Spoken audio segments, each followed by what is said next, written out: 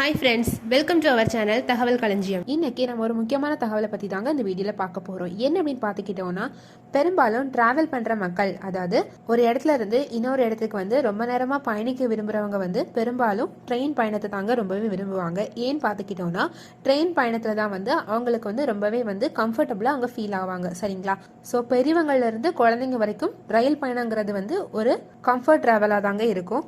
So அப்படிப்பட்ட train ட்ராவலில் பார்த்துக்கிட்டோன்னா sleeper coach இருக்கும், அதே மாதிரி தேர்ட் ஏசி கோச் இருக்கும், செகண்ட் ஏசி இருக்கும், அது மட்டும் இல்லாமல் ஃபர்ஸ்ட் ஏசி கோச்சும் இருக்கும். சரிங்களா?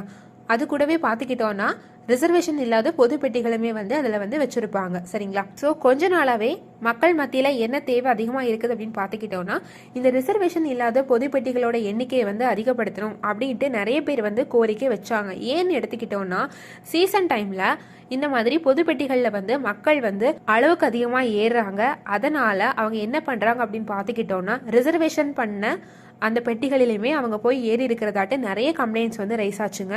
ஸோ பார்த்துக்கிட்டோன்னா, அன்ரிசர்வ் கோச்சில் ஏற வேண்டியவங்க எல்லாம் என்ன பண்ணிட்டாங்கன்னா, தேர்ட் ஏசிலையும் ஸ்லீப்பர் கோச்லையும் போய் ஏறி நிறைய ப்ராப்ளம்ஸ் ஆச்சு. பார்த்துக்கிட்டோன்னா, இது பெரும்பாலும் எங்கே நடந்துச்சுன்னா, நார்த் இந்தியாவில் ரொம்பவே அதிகமாக நடந்துச்சுங்க. ஸோ அந்த மாதிரி ஒரு சூழல் வரக்கூடாது அப்படிங்கிற பட்சத்தில் நிறைய மக்கள் வச்ச கோரிக்கை என்னன்னா, முன்பதிவு இல்லாத பொதுப்பெட்டிகளை அதிகப்படுத்தணும் அப்படின்ட்டு கவர்மெண்ட் கிட்ட நிறைய பேர் கோரிக்கை வச்சிருந்தாங்க. ஸோ அதுக்கு நம்ம கவர்மெண்ட்டும் ஒரு சில தகவல்களை வெளியிட்டிருக்காங்க. ஸோ அதை பற்றின டீட்டெயிலான தகவலை தான் இந்த வீடியோ நம்ம பார்க்க போகிறோம்.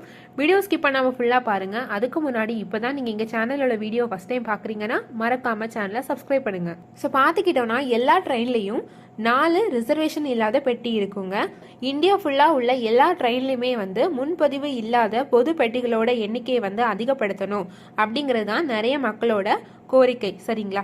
ஸோ வந்தே பாரத் விட்டதுல இருந்து நிறைய மக்கள் இந்த வந்தே பாரத்தை ப்ரிஃபர் பண்ண ஸ்டார்ட் பண்ணிட்டாங்க.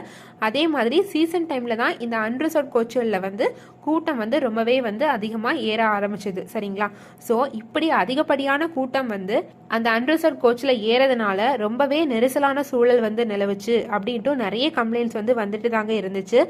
ஸோ மக்களோட தேவையை அவங்க புரிஞ்சுட்டு இதுக்கு கூடிய சீக்கிரம் ஒரு நடவடிக்கை எடுக்கணும் அப்படின்ட்டு நிறைய பேர் கருத்தை தெரிவிச்சிருந்தாங்க. சரிங்களா? ஸோ பார்த்துக்கிட்டோன்னா, பேசஞ்சர் ட்ரெயின் அது மட்டும் இல்லாம விரைவு ரயில் அதுலலாம் முன்பதிவு இல்லாத பெட்டிகளோட எண்ணிக்கையை அதிகரிக்கணும் அப்படின்ட்டு கோரிக்கை வச்சிருந்தாங்க.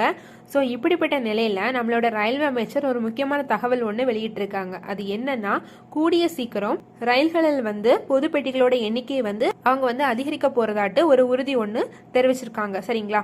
ஸோ அவங்க என்ன சொன்னாங்க அப்படின்னு பார்த்துக்கிட்டோன்னா, போன வருஷம் மத்திய பட்ஜெட்ல ரயில்வே துறைக்குன்னு தனியாட்டு 87,000 கோடி நிதி ஒதுக்கி இருக்கிறதாகவும், இந்த வருஷம் இந்த தொகை 1,08,000 அதிகரிச்சிருக்கிறதாட்டும் அவங்க தெரிவிச்சிருக்காங்க. ஸோ இது மூலியமா முன்பதிவு இல்லாத சூப்பர் ஃபாஸ்ட் விரைவு ரயிலான அம்ரித் பாரத் ரயில் திட்டத்தை நம்ம கவர்மெண்ட் கொண்டு வர போறதாட்டும் சொல்லியிருக்காங்க. சரிங்களா?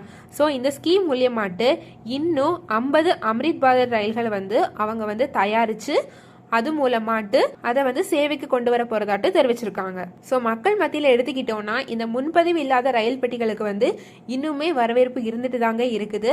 ஸோ அந்த தேவையை அவங்க கருத்தில் கொண்டு என்ன பண்ணியிருக்காங்கன்னா, கூடுதலாட்டு 2,500 பொது பெட்டிகளை தயாரிக்க போறதாட்டும் சொல்லியிருக்காங்க.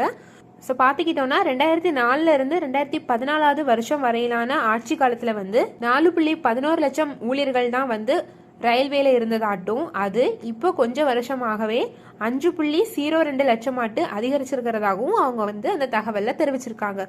ஸோ இன்னும் கூடிய சீக்கிரத்தில் எல்லா ரயில்களிலுமே கூடுதலான பொது பெட்டிகள் இணைக்கப்படும் அப்படிங்கிற முக்கியமான வாக்குறுதியுமே அவங்க கொடுத்துருக்காங்க. சரிங்களா? ஸோ இந்த தகவலை உங்கள் ஃப்ரெண்ட்ஸ் எல்லாருக்கும் ஷேர் பண்ணுங்க. வீடியோ பிடிச்சிருந்தா லைக் பண்ணுங்க. இது மாதிரி யூஸ்ஃபுல்லான தகவல்களை பெற இந்த சேனலை சப்ஸ்கிரைப் பண்ணுங்க. தேங்க்யூ.